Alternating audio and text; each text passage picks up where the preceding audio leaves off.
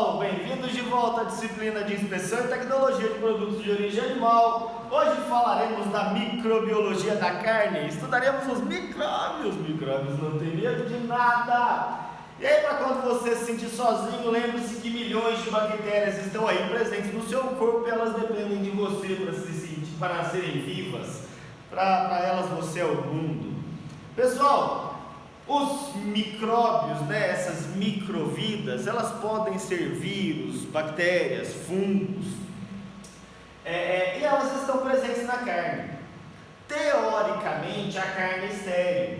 Teoricamente, você abateu um animal e você eviscerou corretamente, escalpelou corretamente, tirou o couro, tirou tudo. A carne em si ela é estéril, porém, nós nunca podemos assumir que a carne é estéril. Por quê? Porque algumas patologias, elas podem estar presentes no animal sem que elas estejam demonstrando sinal clínico. Então, aqueles animais que não apresentam sinal clínico, eles podem estar contaminados sem a gente saber. E aí essa carne, ela pode sim ter algum patógeno, E esses patógenos, eles podem causar infecção, intoxicação ou toxinfecção. Infecção é quando você consome o alimento que tinha uma bactéria, por exemplo, essa bactéria se multiplica no seu organismo e te causa uma infecção. Uma intoxicação é quando você consome uma toxina que estava presente num alimento, por exemplo, aí o botulismo, o Clostridium botulino, que é a bactéria, produziu a toxina botulínica, você consumiu a toxina botulínica, você se intoxicou e aí você tem uma intoxicação.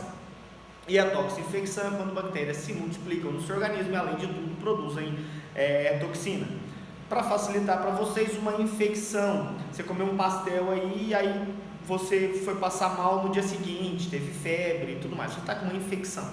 Ou você comeu um pastel e meia hora depois você começou a vomitar e ter diarreia, você está com uma intoxicação. E uma toxinfecção é ambos aí.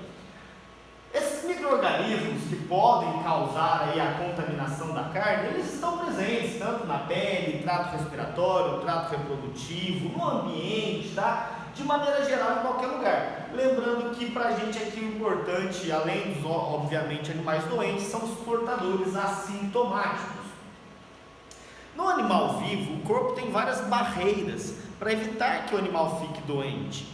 Constantemente nós estamos aí combatendo agressões ao nosso organismo. Ninguém sabe o que a pessoa está sentindo por dentro, mas provavelmente ela está matando um ou outro organismo que entrou dentro dela. O animal também está assim, ele está combatendo muitas das infecções que estão entrando. Por exemplo, aí, uma salmonela num bovino adulto normal, ela vive no máximo meia hora dentro do estômago dele, depois ela morre. Por quê? Porque ela não sobrevive àquele ácido presente ali no organismo do bovino. Porém, após o abate, nós cessamos o metabolismo. Se você cessa o metabolismo, você para as defesas do organismo. Parando as defesas do organismo, nós temos uma maior chance de que micro-organismos invadam a corrente sanguínea, por exemplo, ou invadam a musculatura e causem problema. Lembrem aí da translocação bacteriana, onde bactérias presentes no TGI podem sair e contaminar a carcaça do animal. Então, esse tipo de contaminação que nós estamos falando, ele pode vir diretamente de dentro do animal, essa contaminação endógena, mas o mais importante para a gente é a contaminação exógena, que vem de fora do animal, que vem do ambiente principalmente, vem da falta de higiene das pessoas. Esse grupo de micro-organismos, eles podem ser aí classificados de várias formas, lembram lá? Psicrotróficos, mesófilos, termófilos. Como eu ainda não cobrei na prova, ainda saudade do que a gente ainda não viveu, quem sabe eu cobro isso aqui na prova. Pra gente aqui, importantes são os psicrotróficos e os mesófilos. Mesófilos porque normalmente são os patogênicos pra gente, e psicrotróficos são aqueles que resistem à temperatura de refrigeração. Então, quando eu ponho uma carne na geladeira, essas bactérias psicotróficas conseguem se multiplicar ainda lá dentro da geladeira. Isso é um problema porque elas podem causar um probleminha ou outro.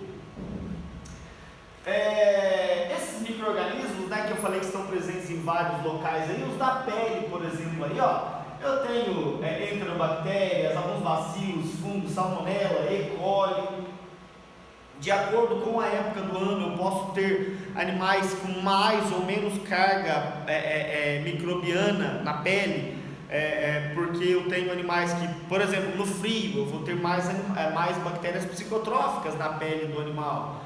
Tá? No calor eu vou ter mais bactérias que sobrevivem bem em maior quantidade de umidade, né? No nosso caso aqui no Brasil, que é chuva muito intensa, barro.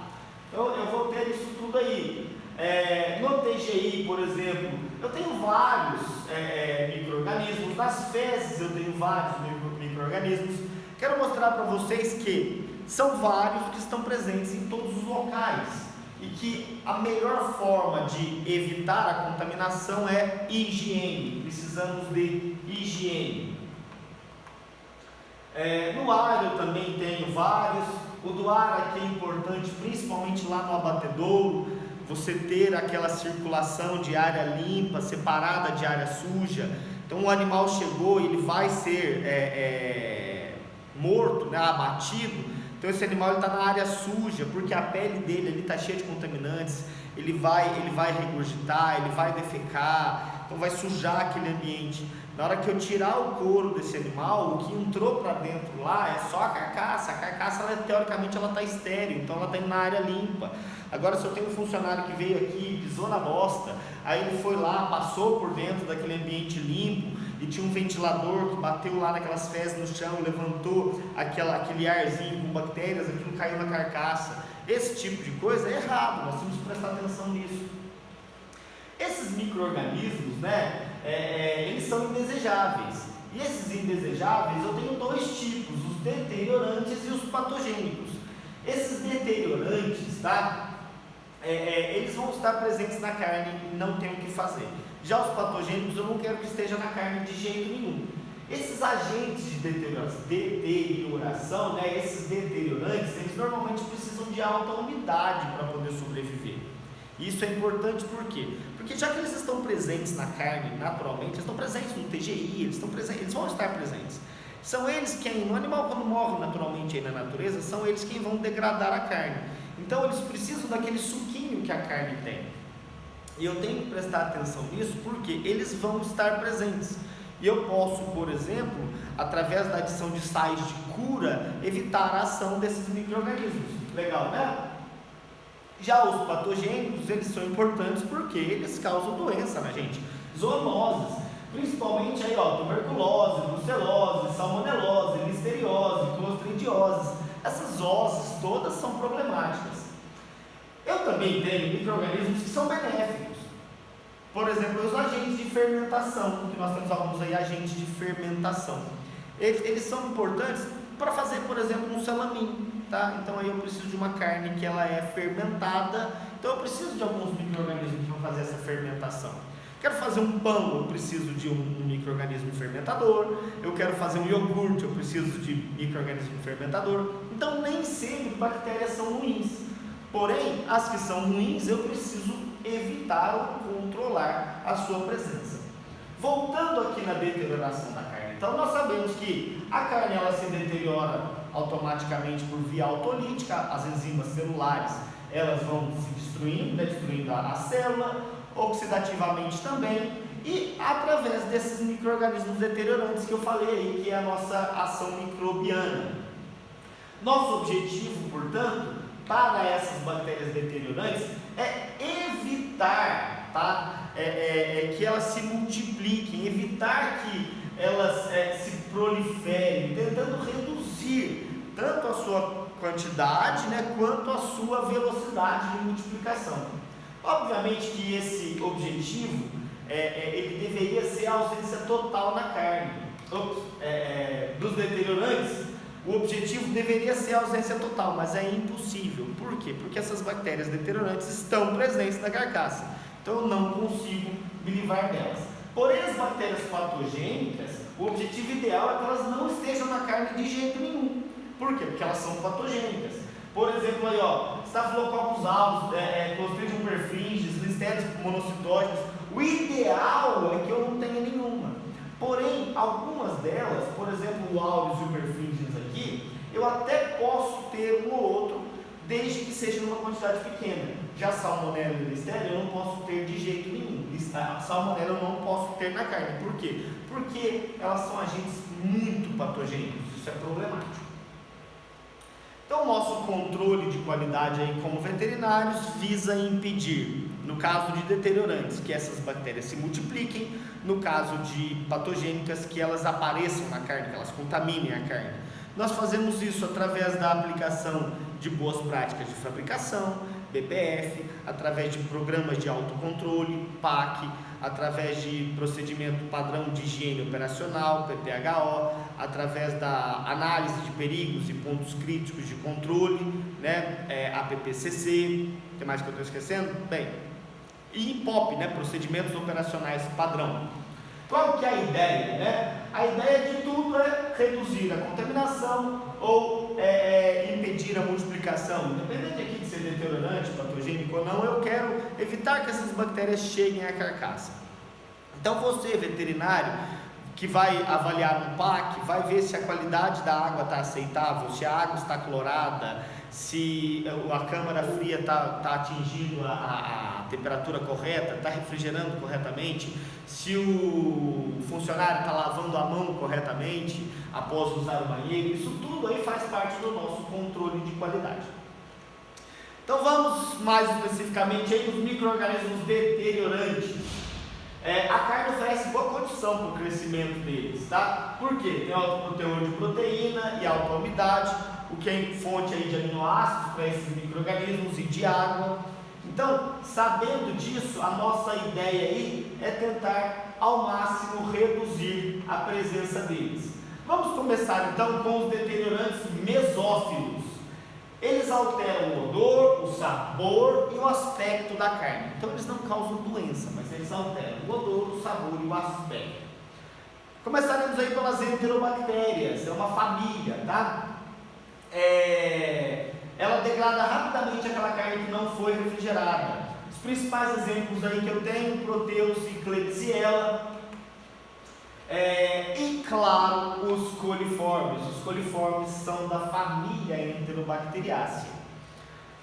Coliformes, eles têm esse nome porque eles têm a forma da Escherichia coli. Coliformes, E. coli, coliformes, Escherichia coli, tá? Eles são importantes, eles não são patogênicos. Olha que interessante eu estou falando para vocês. Os coliformes não são patogênicos, porém eles crescem muito rapidamente, eles são fáceis de serem identificados em cultura.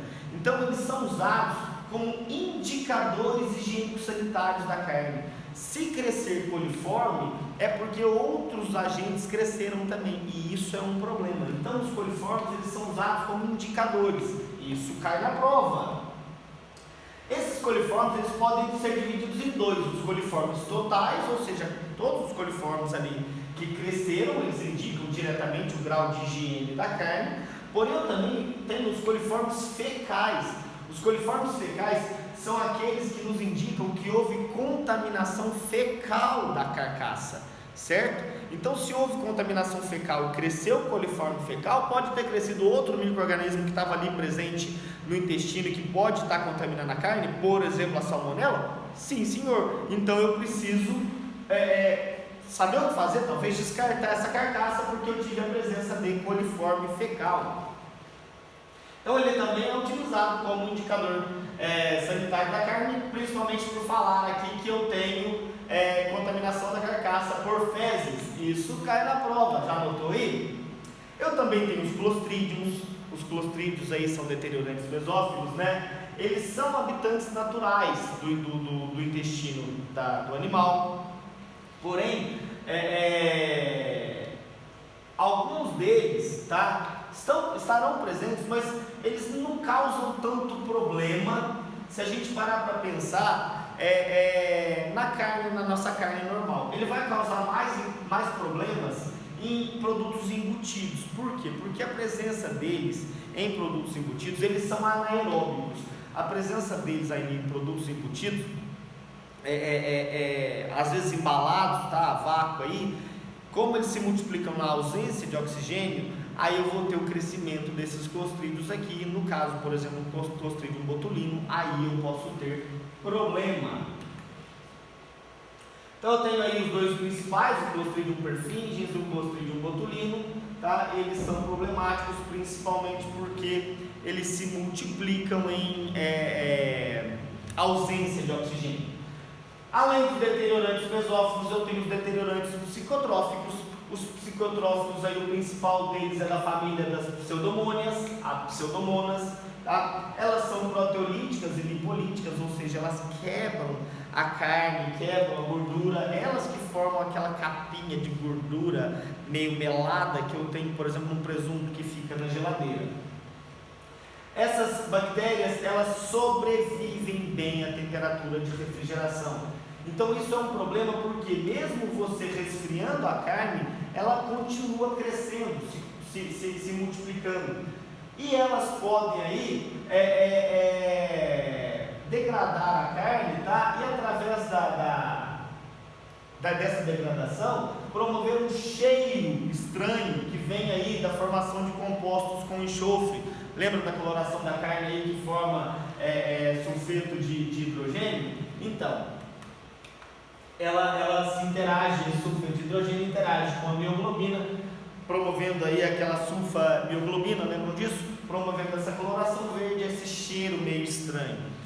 O importante é que elas são psicotróficas, elas agem em temperatura de geladeira, de 2 a 8 graus Celsius, e então elas são problemáticas na carne resfriada. A melhor forma de combatê-las é porque elas são aeróbicas, elas precisam de ar. Então, se eu embalar uma carne, eu evito o crescimento de pseudomonas. Porém, se eu embalar, eu posso ter problema com o Clostridium. Entenderam que você foge de um lado e cai do outro? Qual é a melhor forma? Higiene. Além dessas deteriorantes aí, né, psicotróficas como as pseudomonas, eu tenho outras aí, Moraxelas, Actinobacters. Vamos para as patogênicas? As bactérias patogênicas, as principais aí, né, a principal delas, a salmonela. Eu tenho várias salmonelas, a salmonela entérica, Bongoli, salmonela tiffi, paratiffi. Eu já contei para vocês, eu tive infecção por salmonela paratiffi, né, a febre paratifoide. Eu tenho outras aí, ó, galinaro, cólera. O problema para a gente aqui não são essas.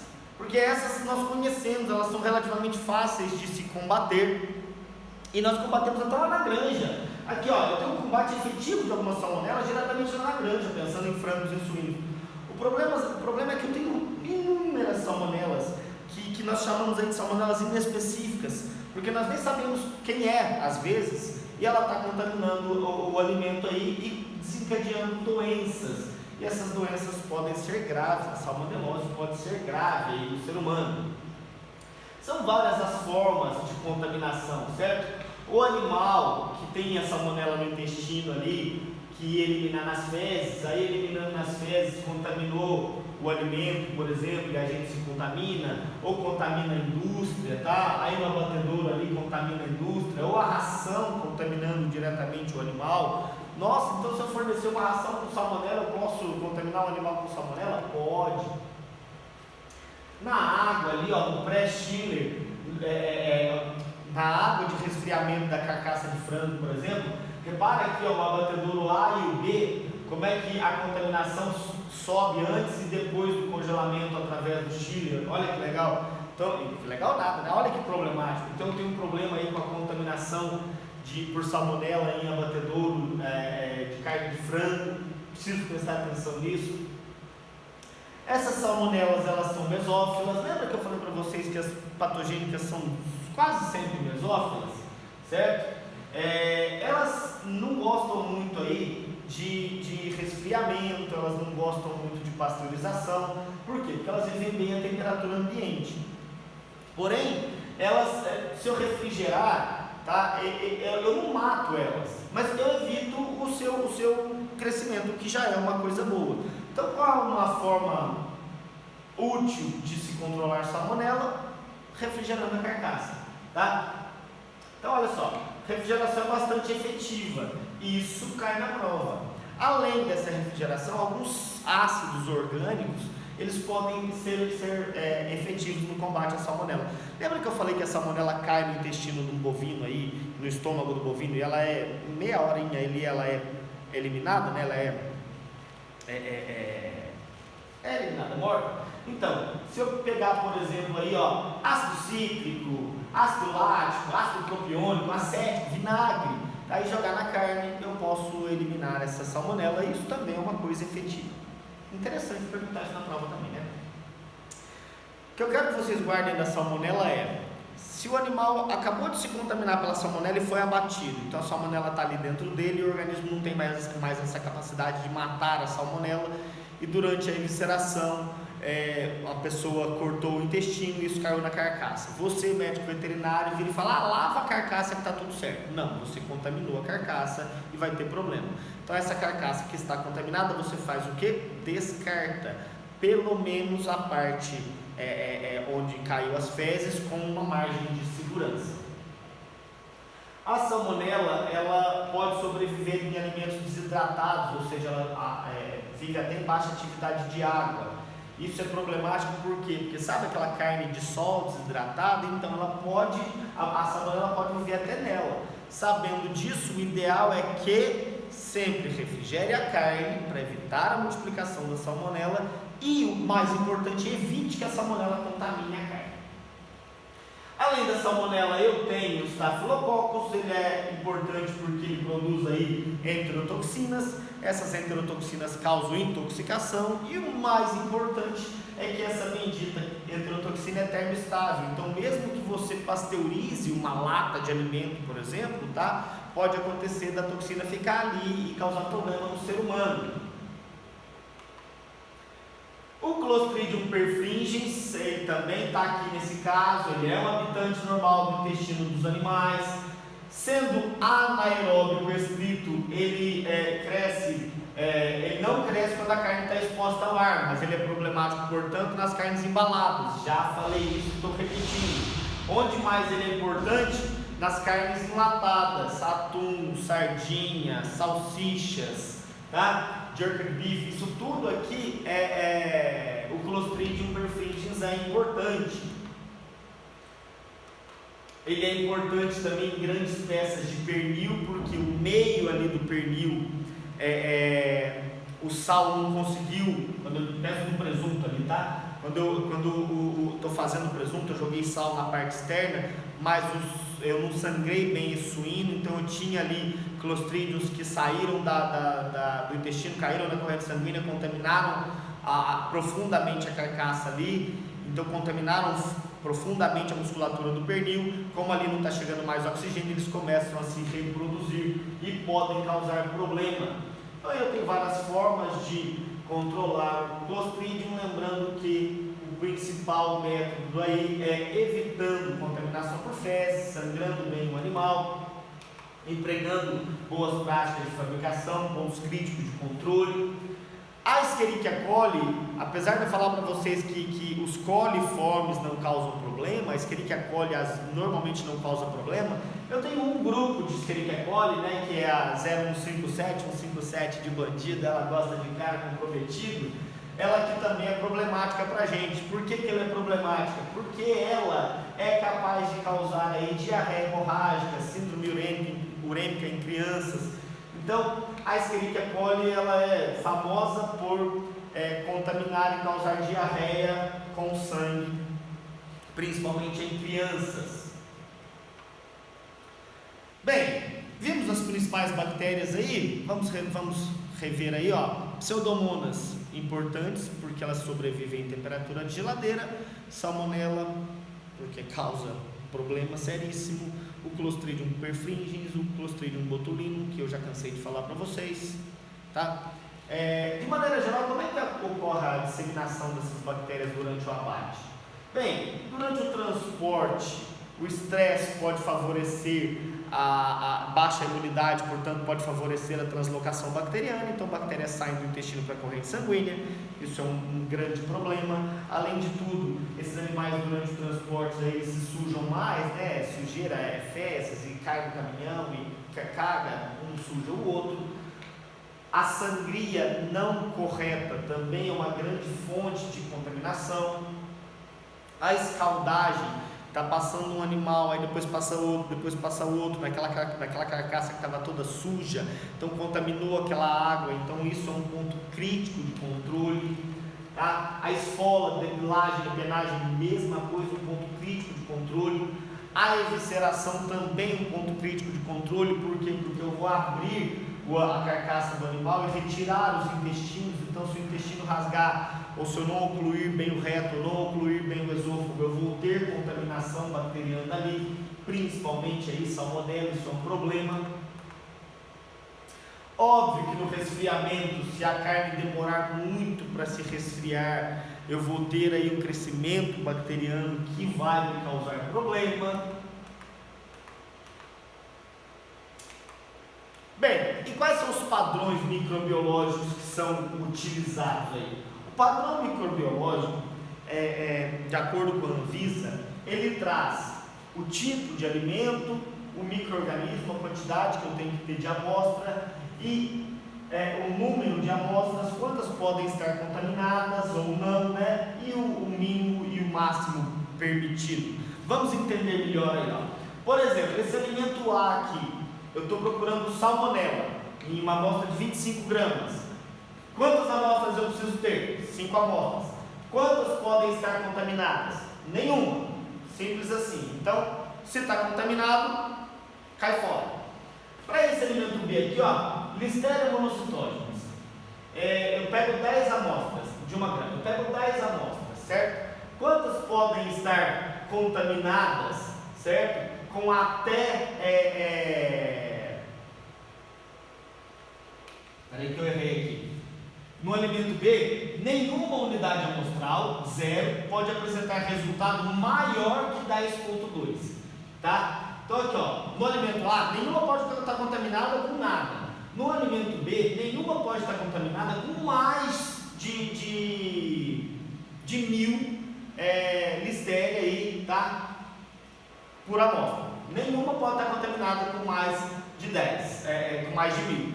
Já no alimento C, Escherichia coli, em 5 amostras, 2 podem estar contaminadas com mais de 10, porém menos de 100. É 100, né, não? Com menos de 100. Deixa eu repetir, ficou feio aqui, ó. Alimento A, salmonela. Em 5 amostras, nenhuma pode estar contaminada com nada.